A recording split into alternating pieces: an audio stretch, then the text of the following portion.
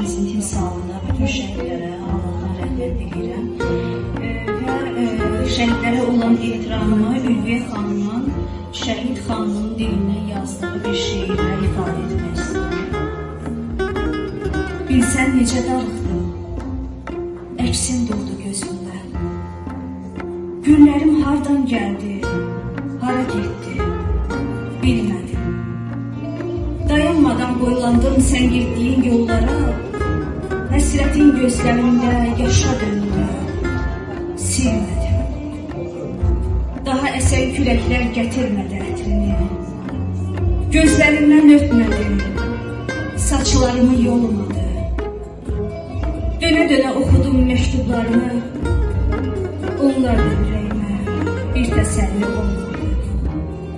Heç olmasa bir məktub göndər mənə yenidən. Yaz ki darıxan könül divanədir dərdimdən. Oxuyum kəlmə-kəlmə, qoy hopsun ürəyimə. Hər dəfə oxuyanda qəlbim çıxsın yerindən. Bəzən sevgim alışır, birdən gülə çevrilir.